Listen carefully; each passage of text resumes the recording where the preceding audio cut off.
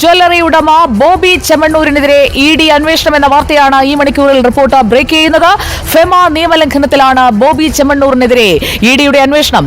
Bobby ചെമ്മണ്ണൂരിനെ ED ചോദ്യം ചെയ്തു. ഇന്ത്യയിലും വിദേശത്തുമുള്ള സ്വത്തിനെ കുറിച്ച് ED അന്വേഷിക്കുകയാണ്. തേയിലപ്പൊടിയുടെ മറവിലെ ലോട്ടറി വ്യാപാരത്തിലും ED അന്വേഷണം ആരംഭിച്ചു. ചെമ്മണ്ണൂർ ജ്വല്ലറി ഉടമ ബോബി ചെമ്മണ്ണൂരിനെതിരെ ED അന്വേഷണം. റോയൽ ഡ്രൈവിന് ശേഷം ചെമ്മണ്ണൂരിനെ അങ്ങോട്ട് വലിച്ച് മുറുക്കി പിടിച്ചിരിക്കുകയാണ് ED. കള്ളപ്പണ ഇടപാട്, വിദേശ നിക്ഷേപം, ഫിജി കാട്ട്, അതുപോലെ തന്നെ ചായപ്പൊടി വിത്ത് ലോട്ടറി, അതുമായി ബന്ധപ്പെട്ട എല്ലാ കാര്യങ്ങളും വിശദമായിട്ട് നമുക്കറിയാമല്ലോ. ED ഒന്നിൽ തൊട്ട അവർ A മുതൽ Z വരെ അവർ തൂക്കി പൊക്കി അടിക്കും, നമുക്കറിയുന്നതാണ്. അങ്ങനെ എല്ലാ ഇടപാടും, ലോട്ടറി നമുക്കറിയാം, പുള്ളിയുടെ ലോട്ടറി വകുപ്പ് ഡയറക്ടർ DGPക്ക് പേരിന് മാത്രം ഒരു പരാതി കൊടുത്തിട്ടുണ്ട്. ഒരു പരാതി കൊടുത്തിട്ട് ഒരു നടപടി ഇതുവരെ എടുത്തിട്ടില്ല.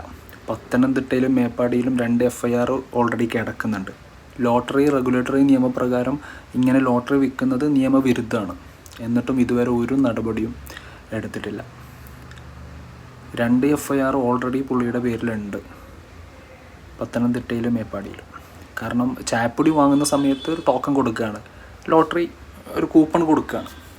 100 രൂപ മുതൽ 25 ലക്ഷം 1 CR വരെ ഉള്ള സമ്മാനങ്ങളാണ് ഡെയിലി നൽകുന്നത്. അതൊക്കെ നമ്മൾ ലോട്ടറിയെ, നമുക്ക് ഈ ലോട്ടറി വിൽക്കുന്ന സാധാരണക്കാരായ ആൾക്കാരാണ് ഇതിനെതിരെ കേസ് കൊടുത്തിട്ടുള്ളത്. എല്ലാവരും അതിലേക്ക് ചാടുകയാണ്.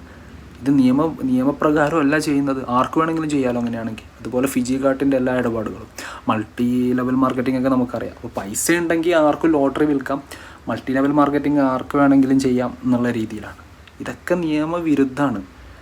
നമ്മുടെ ലോട്ടറി വകുപ്പ് ഡയറക്ടർ തന്നെ പരാതി കൊടുത്തിട്ടുണ്ട് DGPക്ക്. ഇതുവരെ ഒരു നടപടി എടുത്തിട്ടില്ല. അത് ED തന്നെ കേന്ദ്രത്തിൽ നിന്ന് വരേണ്ടി വന്നു ശരിക്കും പറഞ്ഞാൽ. അപ്പോൾ കുറച്ച് നല്ല കാര്യങ്ങളൊക്കെ ED ചെയ്യുന്നുമുണ്ട്, പിടിക്കേണ്ടവരെ പിടിക്കുന്നുമുണ്ട്. ഇപ്പോൾ പല കാര്യങ്ങളും ഇപ്പോൾ പുറത്തു വരും.